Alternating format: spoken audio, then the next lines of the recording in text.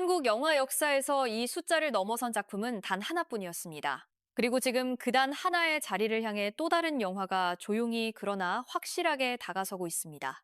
바로 영화 왕과 사는 남자입니다. 개봉 10주 차에 접어든 지금도 주말마다 극장을 채우고 있는 이 영화는 한국 역대 박스오피스 순위를 새로 쓰며 관객과 업계 모두를 다시 한번 놀라게 하고 있습니다. 영화진흥위원회 영화관 입장권 통합전산망에 따르면 영화 왕과 사는 남자는 4월 10일까지 누적 관객 수일 626만 713명을 기록했습니다.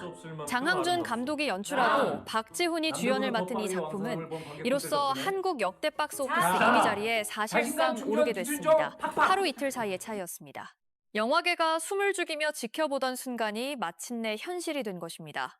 잠시 기록을 짚어보겠습니다. 현재 한국 역대 박스오피스 1위 자리는 2014년 개봉한 명량이 굳건히 지키고 있습니다. 명량은 당시 761만 명이라는 경이로운 관객 수를 동원하며 지금껏 아무도 넘지 못한 벽을 세웠습니다. 그 아래 오랫동안 2위 자리를 지켜온 영화는 2019년 개봉한 극한직업이었습니다. 극한직업은 1626만 641명의 관객을 불러 모으며 한동안 누구도 넘볼 수 없는 위치에 있었습니다. 그런데 왕과 사는 남자가 그 기록에 단 6천 명 차이까지 바짝 따라붙었습니다. 이 정도 차이라면 하루치 관객이면 충분합니다. 더욱 놀라운 것은 이 기록이 개봉 초기의 폭발적인 흥행 덕분만이 아니라는 점입니다. 왕과 사는 남자는 10주 차에 접어든 지금도 매 주말마다 수십만 명을 극장으로 불러들이고 있습니다. 지난 주말 단 이틀 동안에만 21만 명이 이 영화를 선택했습니다. 보통 개봉 2달이 지나면 스크린에서 내려가거나 남아있더라도 하루 수백 명 수준으로 관객이 쪼그라드는 것이 일반적인 흥행 공식입니다. 그런데 왕산한 팬들 사이에서 이렇게 불리는 이 영화는 그 공식을 완전히 깨고 있습니다. 매출 측면에서도 이야기는 이어집니다.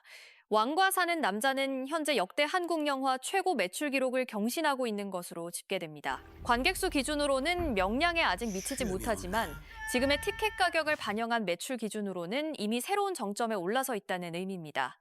이는 단순히 많은 사람이 봤다는 사실을 넘어 지금 이 시대의 관객들이 왕과 사는 남자에 얼마나 기꺼이 지갑을 열었는지를 보여주는 숫자이기도 합니다.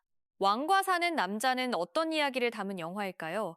배경은 1457년 조선의 청룡포입니다. 왕위에서 쫓겨나 그 외진 땅으로 유배된 어린 선왕과 마을의 부흥을 위해 스스로 유배지를 자처한 촌장의 이야기입니다. 권력에서 밀려난 자와 민초를 지키려는 자가 예상치 못한 방식으로 교차하는 이 이야기는 역사의 비극적인 순간을 배경으로 하면서도 그 안에 사람 사이의 온기를 녹여냈다는 평을 받고 있습니다. 장항준 감독 특유의 시선이 담긴 이 연출과 박지훈이 이끄는 앙상블이 맞물리며 영화는 개봉과 동시에 강력한 입소문을 타기 시작했습니다. 사실 개봉 전까지만 해도 왕과 사는 남자가 이 정도 규모의 흥행을 기록할 것이라고 자신 있게 예측한 사람은 많지 않았습니다. 장항준 감독은 충분히 검증된 연출가이고 박지훈은 탄탄한 팬덤을 보유한 배우지만 사극이라는 장르의 특성과 조선시대를 배경으로 한 소재가 과연 대중적인 공감을 이끌어낼 수 있을지에 대한 물음표가 없지 않았습니다. 그러나 뚜껑을 열자 결과는 달랐습니다. 초반부터 긍정적인 관람 후기가 쏟아졌고 그 리뷰들이 다시 새로운 관객을 극장으로 불러들이는 선순환이 만들어졌습니다. 특히 주목할 만한 것은 이 영화의 흥행 패턴입니다.